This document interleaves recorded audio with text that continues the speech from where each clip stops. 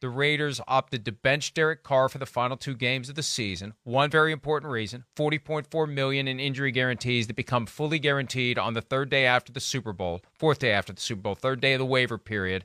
They don't want him to be injured. If he's injured and can't pass a physical by that second, third week in February, the $40.4 million is due and payable, and they're stuck. So they're looking for a way out, Peter. And Jarrett Stidham is in against the 49ers. I don't know how happy he should be about that. Couldn't you have started me for the first time against somebody other than the best defense right now in the NFL? But your reaction and your thoughts on Derek Carr being, by all appearances, kicked to the curb by the Raiders, the same year in which he signed a contract extension that everybody was saying, oh, boy, another $40 million per year guy. Nope, $27 million for 1 year, and now it looks like he's out. Contractually, it's understandable, because I think that even up to a month ago, no decision had been made. And I'm not saying a decision has been made right now about his future, but it sure seems like there has been one made. But even a month ago, the Las Vegas Raiders, who still were clinging on to, faint hopes of, after starting 2-7, of rallying to make the playoffs. But I think, Mike, in the last month, what you've seen in Derek Carr, Greg Cosell made a really good point this week. And I thought the exact same thing when I watched a good chunk of the Pittsburgh game the other day. If you watch the wide-angle view, especially from behind the quarterback, Derek Carr is missing a lot of targets of players who are open.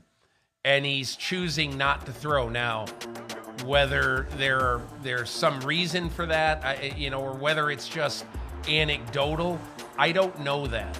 But he's not made all great decisions. And if you look at the last month, Mike, one thing that Josh McDaniels has to have, because he has a lot of what you would call option routes, choice routes, what he runs. And the quarterback has a lot of decisions to make once he gets the ball. And so I think Derek Carr has been making some bad decisions. And in the last month, Mike, he has completed only 53% of his passes. His quarterback rating is in the 60s. I mean, that's bad. You're looking at it right now. 6 touchdowns, 7 interceptions in the last month. And if you look at this, you basically say this is the time of year when he should be getting a lot better. He's used to McDaniels' offense now, and instead he's regressing. And if you're Josh McDaniels, you have to be thinking to yourself, is this the guy I want to cast my lot to? I'm going to say one other thing. One of the things that I had always been told about McDaniels in this sort of interregnum between his time in Denver and taking this job, obviously with the Raiders, that the only way he was going to take a head coaching job is if he felt he had a quarterback and if he felt he had the decision-making prowess and power to choose the quarterback, because that to him was why he wanted to get involved in some of the jobs he's been involved with over the years.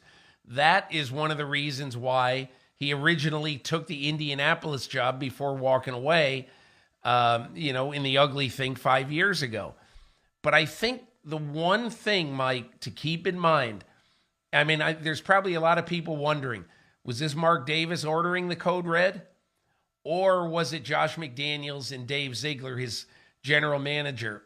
Were they the ones who wanted to do this?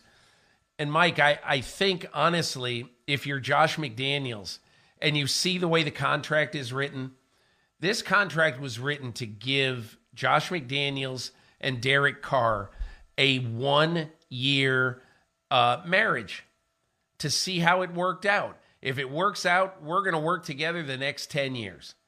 If it doesn't work out, we both can shake hands and said, hey, we tried our best and time to move on. That wasn't how it was worded at the time, obviously. But that is really what that contract meant. To me, this is Josh McDaniels and Dave Ziegler saying, we think we need to look elsewhere for a quarterback in 2023 and beyond. And I think it's going to be their decision about what to do, whether it be a quarterback high in the draft, whether it be a veteran quarterback, a Brady or a Garoppolo. I don't know. But I do think this is McDaniels and not Davis. First of all, Peter, we can always count on you to break out once per show, whether it's cacophonous one day or interregnum another day. That is a noun meaning a period when normal government is suspended, especially between successive reigns or regimes. It also means an interval or pause between the two periods of office or other things. For folks out there wondering what interregnum means. So well done, Peter. You have expanded our knowledge of the English language. Again, I'm sure the folks in the UK, where the language was born, are very happy to hear interregnum today. Beyond that, as Derek Carr enters his interregnum, the reality is, you're right. And that's why when these contracts are reported and you have this breathless hyping by so many in the media who are grateful to have been handed the information, they dare not say anything bad or honest about the contract, as the case may be. It was the first thing I did. We get the breakdown of all these major deals because the people in the business know we're not going to sugarcoat it. And I looked at it, it's like, wait a minute. This is a 1-year, $27 million deal, and the Raiders can rip it up. Well, this is interesting, and I've had my eye on that all year long. And when he threw the 3 interceptions on Saturday night in Pittsburgh, we wrote the next morning. I mean, it wasn't the kind of Christmas gift that Derek Carr was surely looking for, but it's like, hey, the Raiders have a window right after the Super Bowl to move on from Derek Carr, and it looks like they're going to, Peter. The only problem is, but everybody just assumes they're going to trade him. Well, number one, he's got a no-trade clause. Not that that matters. Every franchise quarterback has a de facto no-trade clause. No one is going to trade for a $40 million guy who doesn't want to be there. But they got to line these planets up, and Mark Davis is going to take a hell of a risk if they do one of these wink, nod, unofficial trades that don't go through until the middle of March and aren't enforceable, and either team can walk away at any time for any reason. Someone could do to Josh McDaniels what Josh McDaniels did to the Colts and stick him with Derek Carr and say, nah, we've changed our mind. No, it's unenforceable. Sorry. We hope you understand. Oh, you do understand because you've done this before to the Indianapolis Colts. That makes it very difficult to take that leap of faith. And that's why I think they're just going to cut him. I don't think they're going to trade him. They may try, but I think they're going to realize we're not comfortable. We're not comfortable doing it. We're just going to have to cut him. It's interesting, Mike. If you play this out, the one thing you ask yourself, let's say you're Joe Douglas with the New York Jets, and deep down inside you know that at the end of the season you're going to let Zach Wilson go.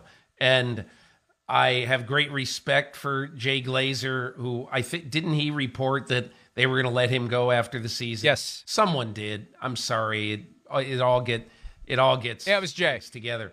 But yeah, okay. So I in no way am I saying I doubt his report, but it's just that I don't know that. Okay. But let's just assume that that Zach Wilson is going to be gone at the end of this year. Wouldn't a perfect match for Derek Carr to be go in with Mike White, and you guys, almost every team needs 2 quarterbacks now anyway. And so you go in with Mike White, you go into training camp, may the best man win. You figure that Derek Carr probably would win that job.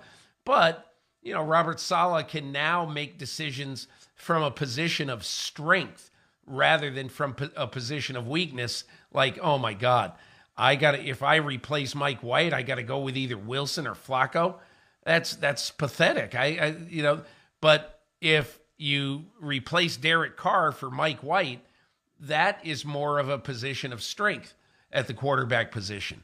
But I only bring that up because if the New York Jets say we're going to trade for Derek Carr, then obviously they're going to try to redo the contract a little bit when he shows up.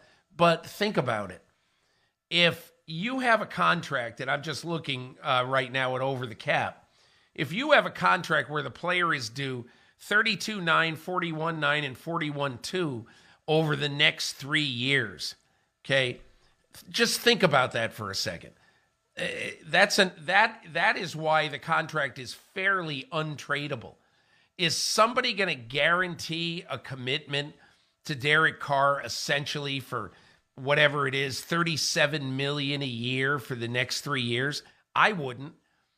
Some quarterbacks deserve that. But more and more, we're seeing that, maybe we don't want to guarantee making a quarterback a $37 million player if right now we're not altogether sure whether he's going to be our quarterback well into the future. He's got all the power here. He can say to the Raiders, cut me or let my guarantees vest. I'm not cooperating. I'm not changing my contract, because I think he's far better off to be on the open market more than a month in advance of the start of free agency, get maximum teams clamoring for him and get the best deal he can that way, instead of having to negotiate something less than in response to the position you just articulated. We can't pay you $37 million a year for 3 years. Surely you understand that. We need to do a different deal. You got more leverage when it's 5 teams, 7 teams, who knows how many teams trying to sign you versus the one team that the Raiders have handpicked to try to trade you to. So I don't think they're going to be able to do it.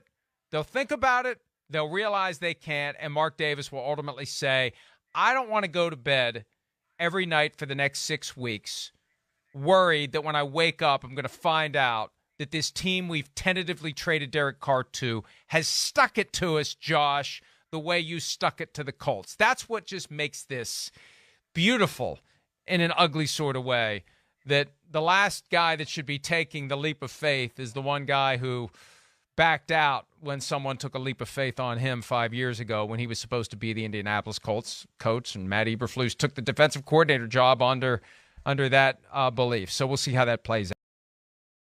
Hi, I'm Mike Tirico, and thanks for watching.